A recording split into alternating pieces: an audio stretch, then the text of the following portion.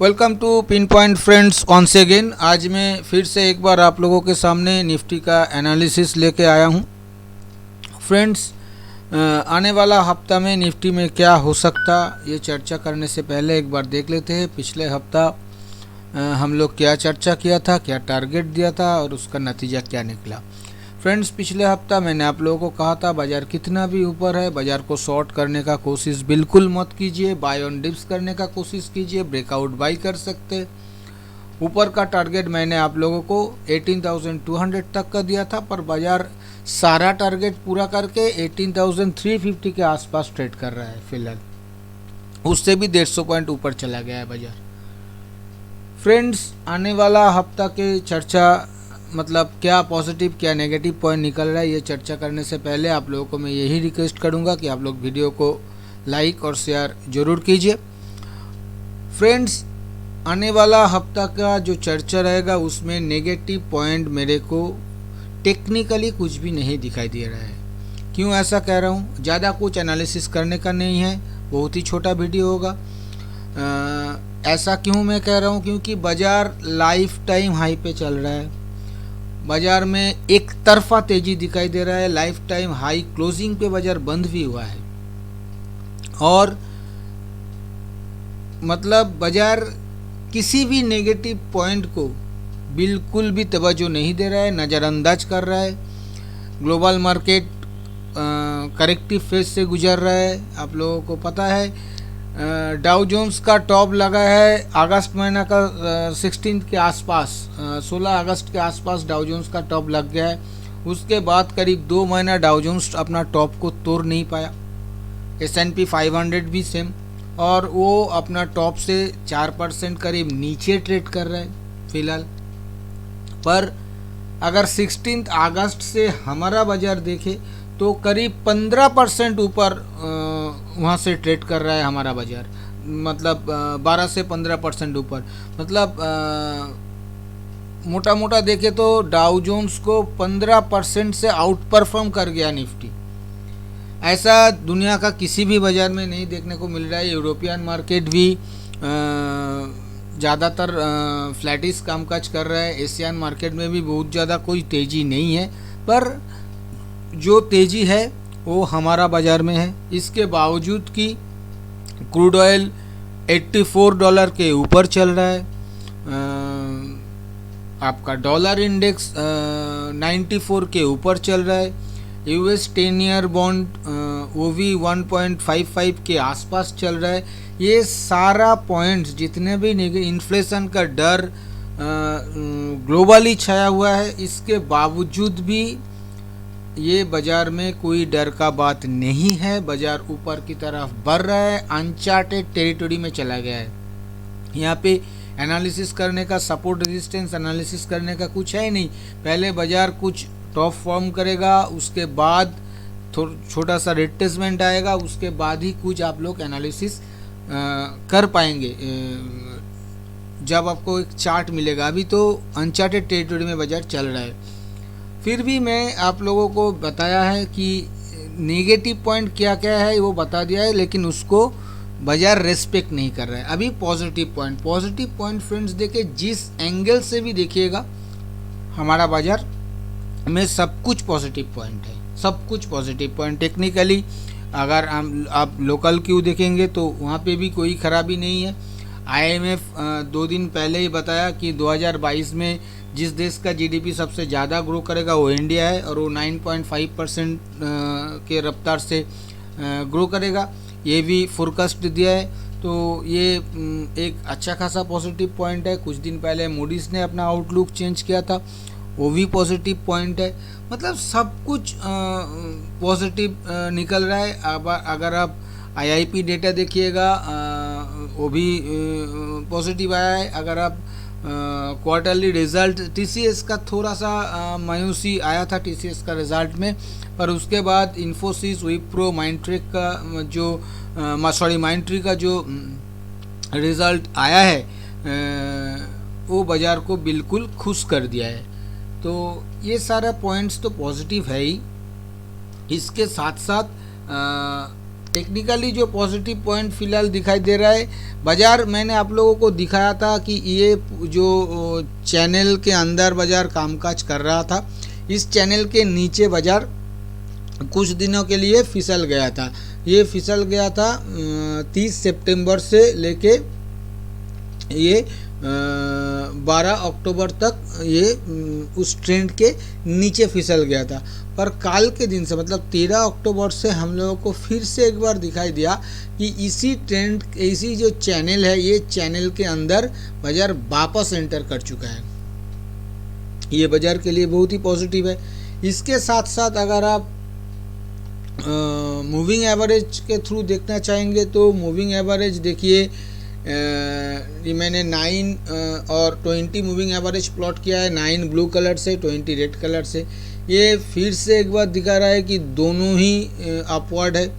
और छोटा time frame का मूविंग एवरेज 9, बड़ा टाइम फ्रेम का मूविंग एवरेज 20 से काफ़ी ऊपर है और दोनों मूविंग एवरेज के काफ़ी ऊपर प्राइस है। तो as per moving average theory ये बुलिश है, इसमें कोई शौक का गुंजाइश नहीं है। तो इसके साथ साथ अगर आप इंडिकेटर वाइज देखिएगा फ्रेंड्स, तो ये MACD में पॉजिटिव क्रॉसओवर देखने को मिला है। डेली MACD में फिर से एक बार RSI 75 पे आ चुका है। पर RSI में एक बात ज़रूर है, ये मानना ही पड़ेगा, RSI ट्रिपल डाइवर्जेंस के साथ चल रहा है। इस बात को ध्यान में रखना पड़ेगा। बाज़ार चाहे कितना भी ऊपर मूवमेंट कर ले, 75 में RSI है, कोई खराबी नहीं है। पर ये जो डाइवर्जेंस है, ये डाइवर्जेंस देखिए, प्राइस ऊपर जा रहा है और RSI नीचे मूव कर रहा है। ये जो ट्रिपल डाइवर्जेंस के साथ RSI कामकाज कर रहा है, ये थोड़ा सा इसके चलते थोड़ा सा कॉशस होना ज़रूरी है। मतलब ओवरनाइट पोजीशंस ज़्यादा रखना नहीं चाहिए, लॉन्ग पोजीशंस नहीं रखना चाहिए मेरे हिसाब से। मैं ऐसा नहीं कह रहा हूँ कि इसका गलत मीनिंग मत निकलिएगा कि मैं शॉर्ट करने के लिए कह रहा हूँ, ऐसा बिल्कुल नहीं। शॉर्ट का तो अभी कोई सवाल ही पैदा नहीं होता।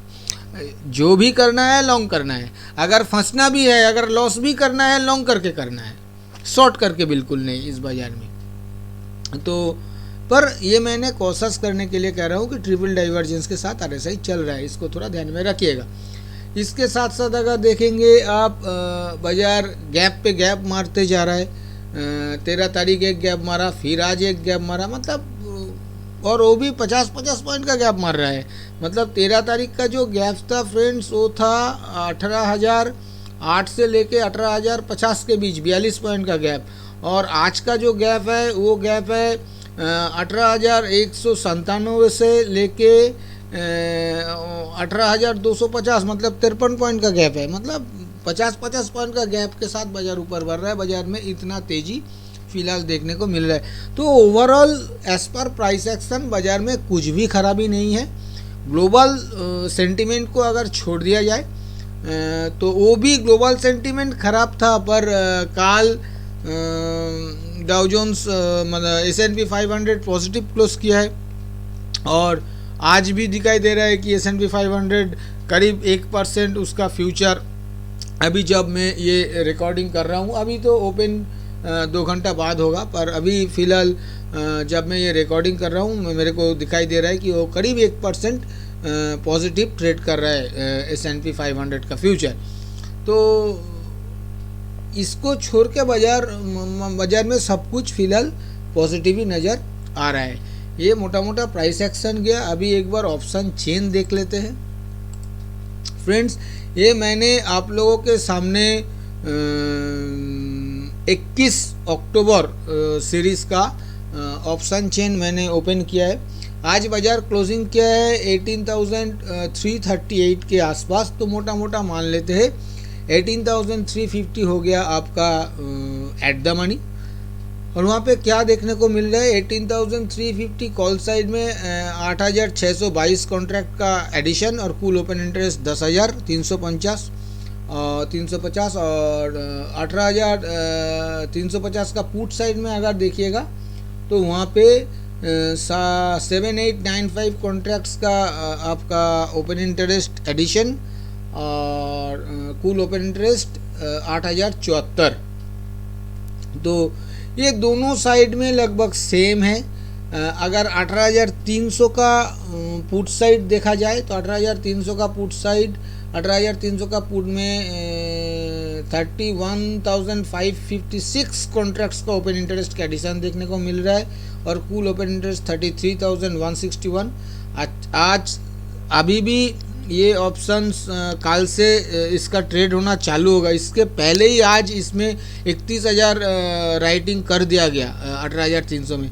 ये बहुत ही तेज़ी का साइन है। उसके साथ साथ 18,200 का पुट देखिए, वहाँ पे भी 24,882 कॉन्ट्रैक्ट्स का ओपन इंटरेस्ट एडिशन और कूल ओपन इंटरेस्ट 33,591। ये भी मतलब 18,300 18,200 के पुट में भारी भरकम राइट कर दिया गया शुरुआत में ही।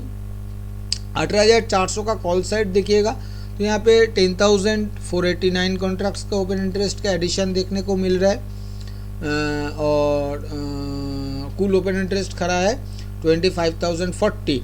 और 18,500 का अगर कॉल ऑप्शंस का ओपन इंटरेस्ट देखिएगा तो यहाँ पे 24,486 कॉन्ट्रैक्ट्स का ओपन इंटरेस्ट एडिशन हुआ है और कूल ओपन इंटरेस्ट खड़ा है 35,463। 18,500 में कॉल राइटर थोड़ा सा राइट करने के लिए हिम्मत दिखा रहा है, फिलहाल ये देखने को मिल रहा है। मतलब 18,500 में थोड़ा बहुत रेजिस्टेंस मिल सकता है बाजार को एज पर ऑप्शन चेन। मोटा मोटा ऑप्शन चेन देखा जाए सीधा आंख से ये बुलिश ऑप्शन चेन है, इसमें कोई दौरा नहीं है, स्ट्रेट वे बुलिश है। क्योंकि 18,200 18,300 में जिस तरह का राइटिंग देखने को मिल रहा है, जब तक बाजार इसके नीचे नहीं आ रहा है ये लोग काटने पे नहीं आएगा और ये बाजार को और भी ऊपर पुश करेगा, लेके जाएगा। ये मोटा मोटा ऑप्शन चेन का एनालिसिस है। ऑप्शन चेन मेरे हिसाब से बुलिश ही नज़र आ रहा है। फ्रेंड्स, मैंने प्राइस एक्शन एनालिसिस किया मतलब एनालिसिस तो करने का बहुत ज़्यादा कुछ है नहीं, जितना है वो किया है। ऑप्शन चेन का भी जिक्र किया है। अभी मैं आऊँगा कंक्लूजन के ऊपर।